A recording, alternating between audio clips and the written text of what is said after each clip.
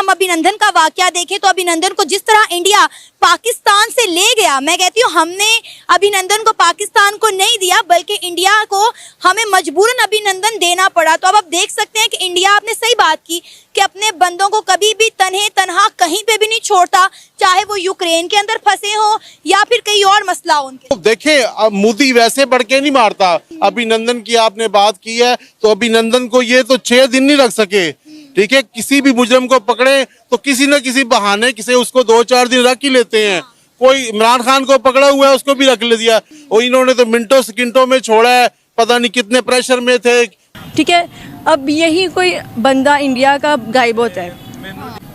कुछ सालों पहले की बात है, एक पायलट उनका इधर आया था, अभिनंदन, यस आप ठीक कह रही हैं। तो वो जब इधर आया था तो वो सारे मतलब पूरी इंडिया में बात हो गई थी भाई ये पायलट इधर आया है, और उनकी पूरी मतलब के हरकत में आ गए थे सारे लोग कि भाई उसको हमने वापस लेके आना है।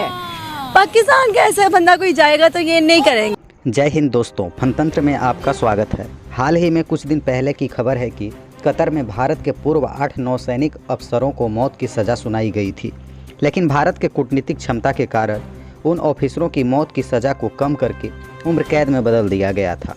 लेकिन अभी यह खबर आ रही है कि उन नेवी ऑफिसरों को भारत ने कतर से रिहा करवाने में कामयाब हो गया है। यह भारत की बहुत बड़ी कूटनीतिक जीत बताई जा रही है। इस खबर को विदेशों के तमाम न्यूज़ चैनल कवर कर रहे हैं और बोल रहे हैं कि यह भारत की बहुत बड़ी उपलब्धि है। आपको बता दें कि सभी 8 नेवी ऑफिसरों को कतर में एक जासूसी मामले में सज़ा सुनाई गई थी, लेकिन अब वो रिहा होकर वापस भारत लौट चुके हैं। भारत की इस उपलब्धि को देखकर पाक मीडिया के होश उड़ गए हैं। वे बोल रहे हैं कि भारत की कूटनीति गजब का है, किसी भी देश को हैंडल करना कोई भारत से सीखे। भारत एक अभिनंदन के लिए हम पाकिस्तानियों की नींद खराब कर दी थी। अगर कतर उन ऑफिसरों को वापस नहीं करता तो कतर दुनिया के नक्शे से भी गायब हो जाता। तो ऐसे ही मज़ेदार भरे रिएक्शन को देखने के लिए चलते हैं पाकिस्तान। इंडिया के प्राइम मिनिस्टर नरेंद्र मोदी की आज डिप्लोमेटिकली बहुत बड़ी जीत है कि इंडिया के प्राइम मिनिस्टर नरेंद्र मोदी ने अपने इंडियन नेवी के 8 ऑफिसर्स को मौत के मुंह से बाहर निकाला है। सर क्या कहेंगे, आज इंडिया की डिप्लोमेटिकली कितनी बड़ी जीत है? इंडिया के प्राइम मिनिस्टर नरेंद्र मोदी ने अपने नेवी के 8 ऑफिसर्स को जो है मौत के मुंह से वापस निकाला है। जो इज्जतदार लोग होते हैं, जो इज्जतदार मुल्क होते हैं, जो वो इसी तरह करते हैं। उन्होंने पूरी दुनिया को ये तासर दिया है कि अपने बंदों को ऐसे नहीं छोड़ते। यहाँ तो हकदार को भी छोड़ देते हैं, मुजरम को भी छोड़ देते हैं, किसी को भी पकड़ते नहीं है। तो ये बहुत बड़ी इंडिया की जीत है, और मतलब है कि उन्होंने पैगाम दिया है हमें। तो देखिए, मोदी वैसे बढ़ के नहीं मारता। अगर हम अभिनंदन का वाकया देखें तो अभिनंदन को जिस तरह इंडिया पाकिस्तान से ले गया, मैं कहती हूँ हमने अभिनंदन को पाकिस्तान को नहीं दिया बल्कि इंडिया को हमें मजबूरन अभिनंदन देना पड़ा। तो अब आप देख सकते हैं कि इंडिया, आपने सही बात की कि अपने बंदों को कभी भी तन्हे तनहा कहीं पे भी नहीं छोड़ता, चाहे वो यूक्रेन के अंदर फंसे हो या फिर कहीं और मसला हो उनके साथ। देखिए ना जी, कौमें वही तरक्की करती हैं जो अपने शहरियों को तहफ़्फ़ुज़ दें, अपने मुल्क में भी दें और पूरी दुनिया में दें। अपने मुल्क में चलो इंसान घर में भूखा भी सो जाता है, मगर दूसरे मुल्कों में ज़्यादा देनी चाहिए। हमारे पाकिस्तानी सफारत खानों में लोग रुल रहे हैं, बाहर के मुल्कों में कोई उनकी सुनवाई नहीं होती है, ठीक है। ना पाकिस्तान में पाकिस्तानियों का कोई हाल अच्छा है, ना पाकिस्तान से बाहर पाकिस्तानियों का कोई हाल अच्छा है। तो उन्होंने मतलब बहुत बड़ा काम किया है और अप्रिशिएट करते हैं मोदी को कि इसी तरह शायद हमारे भी हुक्मरानों को शर्म आए। हमारी भी आफिया सिद्दीकी है और उसके अलावा कई हैं। अभिनंदन की आपने बात की है तो अभिनंदन को ये तो 6 दिन नहीं रख सके, ठीक है। किसी भी मुजरम को पकड़े तो किसी न किसी बहाने किसी उसको 2-4 दिन रख ही लेते हैं।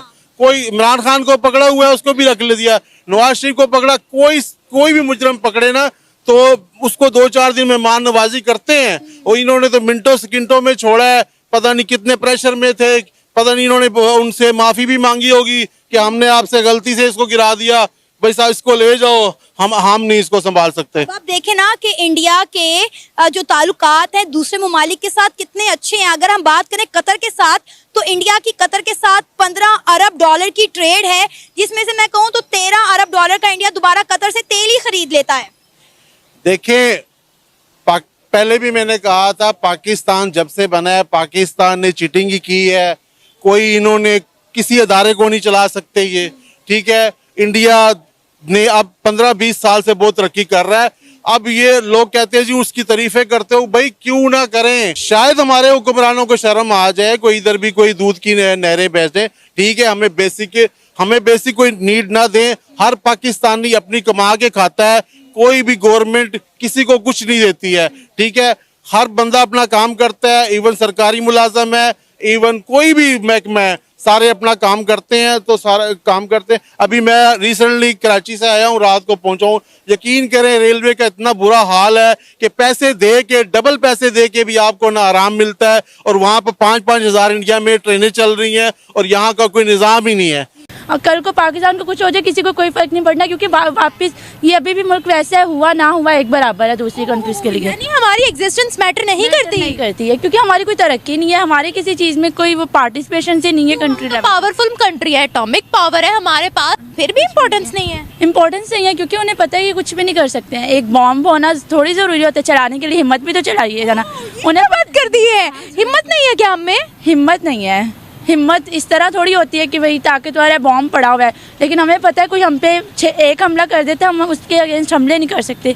क्यों? क्योंकि हमें पता है कि हमारे पास पावर नहीं है। क्या बात कर दी आपने। हमने 28 मई को चागे के पहाड़ों पर एटॉमिक ब्लास्ट करके हमने दुनिया को बताया था कि हम न्यूक्लियर पावर है। आप कह रही हैं हिम्मत नहीं है? अब की बात है ना, बदल गया है सब कुछ। डंके की चोट पे काम करवाया है। अच्छा, सही बात है। देखिए आप मेरी बात सुने, अब जो इलेक्शंस हुए हैं वो तो सबके सामने ही हैं। पाकिस्तान में इतनी अफरा तफरी है, कुछ भी मतलब आपको सही क्लियर कट नज़र ही नहीं आ रहा, ठीक है। अब यही कोई बंदा इंडिया का गायब होता है। कुछ सालों पहले की बात है, एक पायलट उनका इधर आया था, अभिनंदन, यस आप ठीक कह रही हैं। तो वो जब इधर आया था तो वो सारे मतलब पूरी इंडिया में बात हो गई थी भाई ये पायलट इधर आया है, और उनकी पूरी मतलब के हरकत में आ गए थे सारे लोग कि भाई उसको हमने वापस लेके आना है। पाकिस्तान का ऐसा बंदा कोई जाएगा तो ये नहीं करेंगे। करते हुए हम अपने मुल्क को आग भी लगा देंगे, जैसे कि ये हुआ भी है। आपके पीछे हुकूमत एक 9 मई का वाकया, और कमांडर के घर को जब आग लगा दी गई थी। मतलब वो ठीक है, आप जिसको मर्जी सपोर्ट करें, लेकिन इट डजंट मीन कि भाई आप अपने घर को आग लगा दें। घर में लड़ाई होती है, आप अपने घर को आग नहीं लगाते हो। वही तो कह रही हूँ, हम अपने घर को जलाना शुरू कर देते हैं। सब कुछ मिला जुला के हमारे भाइयों को सजाए मौत से उस लिस्ट से हटा दिया दोस्तों। लेकिन इसके पीछे एक चीज है, सिर्फ एक चीज है, नेशनलिज्म है। उसके पीछे प्राइड है जी। एक्सट्रीम केस है, डेथ पेनल्टी से सीधा रिलीज होकर के और इंडिया भी आ जाना। I mean it's not a small thing, और वो भी 3 से 4 महीने में। Only Modi ji can do it. जिसे कहते हैं मगर कैसे पॉसिबल? बिल्कुल मोदी जी हैं तो मुमकिन है। ये तो खैर पाकिस्तान में भी बहुत से लोग कहते हैं कि, लेकिन ये तो मोदी जी ने जैसे कहते हैं चमत्कार ही दिखा दिया कि एकदम आप समझे उनको डेथ पेनल्टी मिली थी और उधर से वो अब भारत भी पहुंच चुके हैं। और अगर तुम लोग नए हो तो सब्सक्राइब करो, वो जो लाल वाला बटन है उस पर फूट फेंक के मारो या फिर मोमबत्ती, मुझे नहीं पता, बस क्लिक हो जाना चाहिए।